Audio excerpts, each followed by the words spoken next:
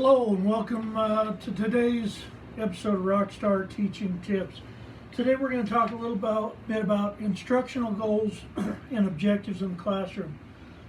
So when we're developing our instructional goals, we want to start with a basic understanding of Bloom's taxonomy, and we want to develop an understanding of the cognitive and psychomotor levels as they relate to Bloom's taxonomy, and this will help us to do a better job of building our objectives or instructional goals. We want to write our objectives using action verbs, things such as list. So list the signs and symptoms of compensated shock. The student will be able to list the signs and symptoms of compensated shock. Describe, the student will describe the process to insert an endotracheal tube. Demonstrate, the student will demonstrate how to start a peripheral IV. Or explain, the student will explain the renin-angiotensin-aldosterone mechanism as it relates to shock compensatory mechanisms. We'd like to build our lesson plans in such a way that we try to achieve the objectives we've set. Now this won't always happen.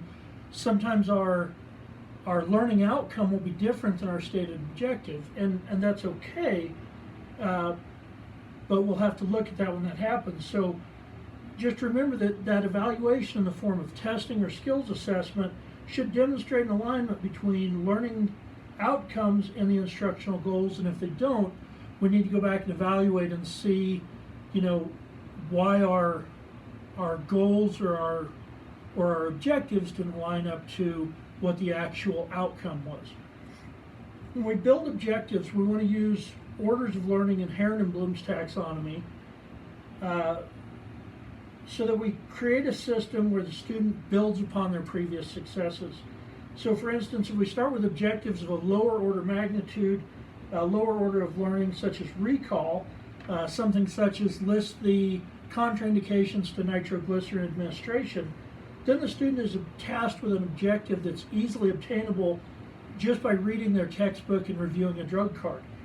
We then build upon that objective, and we keep adding objectives of higher orders of learning so that hopefully we get the student to the point where they reach an analysis level of learning, and they may be able to achieve an objective such as describe the pathophysiology of pulmonary edema secondary to a left ventricular failure. This is the goal. So we want to build with higher orders of learning, higher levels of learning as it relates to Bloom's taxonomy to try and get that student to an analysis or even a synthesis level of thinking and performing. When we look at teaching strategies, there's a lot of different ways you can go about teaching. I always tell people, play to your strengths. You know what your strengths are. For me, it's memory recall information or recall of information. I'm good at relaying that information. I'm good at talking to people. I'm good at showing them how to do something, so I try to play to that. Don't isolate yourself to one methodology. Mix it up. Address multiple learning styles. Make sure you're hitting your kinesthetic learner, your global learner, your independent learner, and try and find things that will attack all those learner types. Consider that some objectives are going to be better learned via kinesthetic learning than say a lecture, such as demonstrate the steps of intubation. The best way for me to get that across to a student is probably going to be a skills lab where I put a laryngoscope in their hand, I put them in front of a mannequin, maybe I give them a checklist and I say, hey, practice intubating this mannequin, and then I give them some feedback. Other objectives may be best addressed through a variety of styles. For instance, an objective such as identify the signs and symptoms of thoracic dissection may be best achieved through a combination of reading assignments, lecture, and skills lab scenarios to help the student achieve mastery. In that case, they're going to need the background information of what a thoracic dissection is, how it presents, the pathophysiology behind it.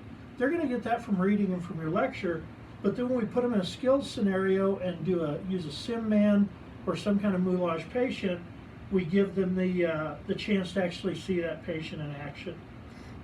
And this will help them to achieve a mastery of a higher order learning objective such as this. Hope this has been useful. Till next time, keep on being a rock star instructor.